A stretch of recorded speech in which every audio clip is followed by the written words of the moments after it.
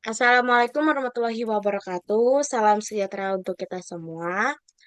Terima kasih kepada narasumber kami yang telah telah mengizinkan kami untuk mewawancarainya terkait fenomena fleksi yang terjadi pada kalangan mahasiswa PPKN FISH UNJ angkatan 2024. Boleh Kak Syala untuk memperkenalkan dirinya terlebih dahulu? Oke, terima kasih moderator. Perkenalkan, nama saya Nasyahla. Saya dari PPKNC Angkatan 2024. Oke, Kak Syahla, terima kasih. Kita lanjut ke pertanyaannya. Yang pertama, kan belakangan ini kita sering banget nih dengar kalimat tentang flexing. Menurut kakak sendiri, apa sih itu flexing? Menurut saya, flexing itu adalah sebuah perilaku seseorang yang mungkin sengaja untuk menunjukkan kekayaannya atau barang-barang mewahnya atau pencapaian tertentu agar mendapatkan pengakuan gitu. Pengakuan atau enggak perhatian yang dianggap memiliki status sosial yang lebih tinggi daripada orang-orang yang lain.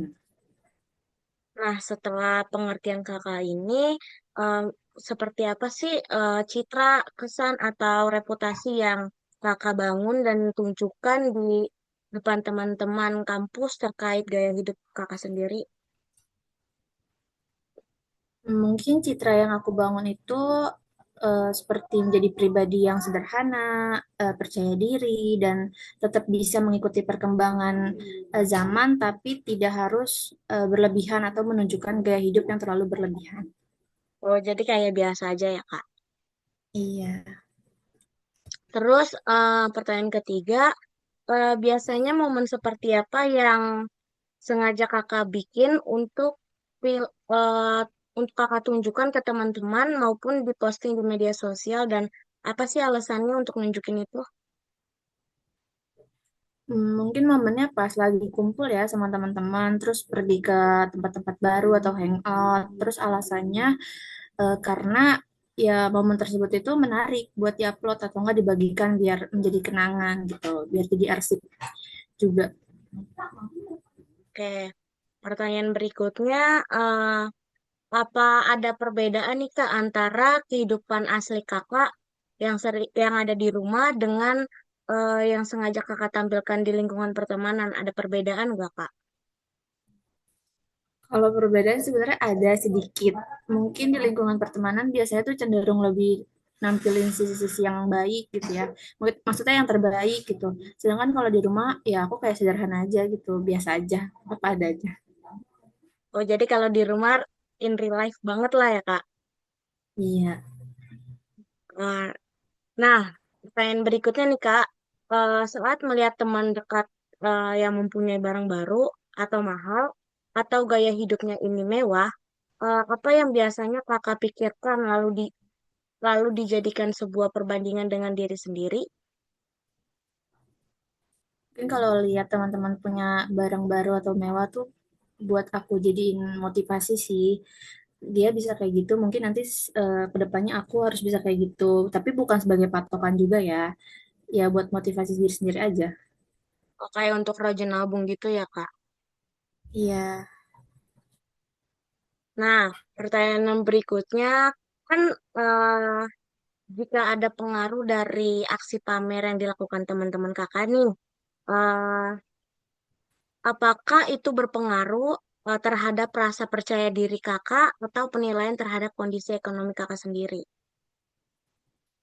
Mungkin kalau ada sikap pamer dari teman-teman itu sedikit terpengaruh ya, bisa aja terpengaruh kalau misalnya kalian itu nggak punya rasa kepercayaan diri yang kuat, terutama di bidang sisi ekonomi kalian kan pasti kan setiap orang kan beda-beda ya.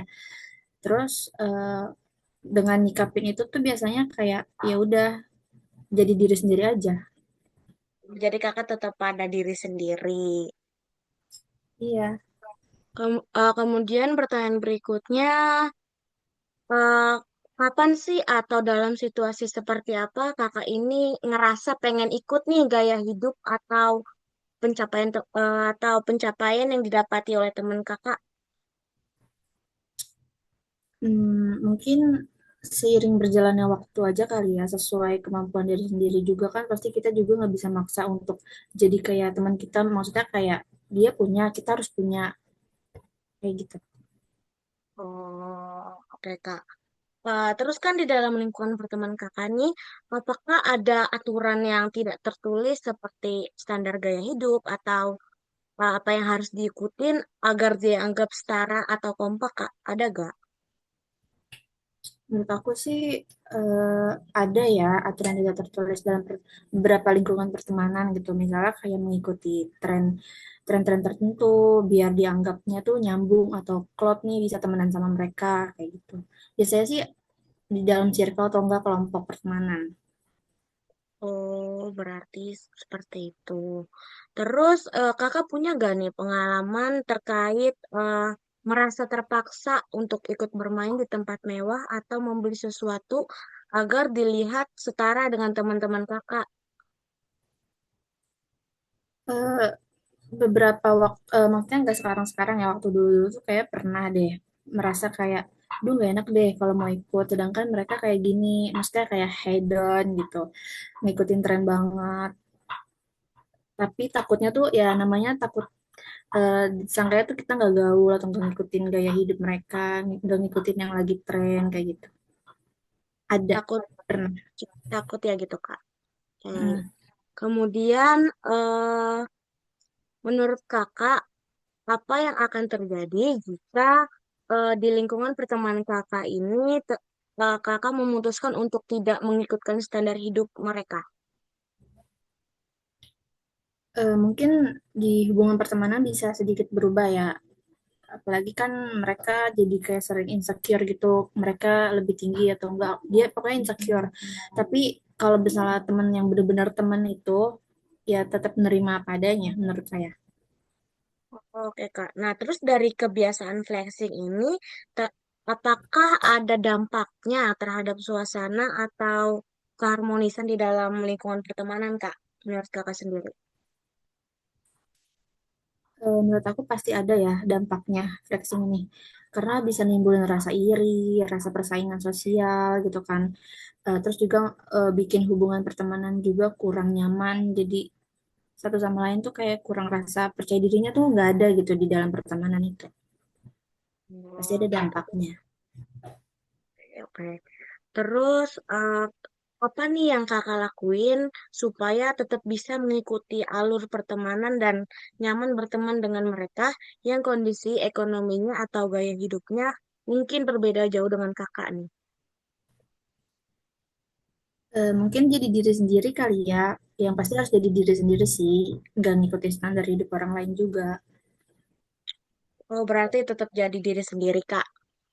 Ya, Oke, terus pertanyaan berikutnya, apa ada tindakan flexing yang bisa membuat kakak ini lebih gampang beradaptasi atau justru menjadi beban? mungkin tindakan flexing ini justru lebih sering ya, karena menjadi beban itu dapat memunculkan tekanan sosial. Terus juga untuk selalu terlihat mampu atau mengikuti standar tertentu itu pasti ada tindakannya menurut aku. Tindakan dari flexing tersebut. Oh, jadi kalau kita tindakan flexing ini justru menjadi beban buat kakak sendiri ya? Oke. Betul. Pertanyaan terakhir nih Kak, bagaimana nih kakak berdamai dengan diri sendiri ketika kakak tidak bisa mengikuti standar atau gaya hidup teman-teman kakak?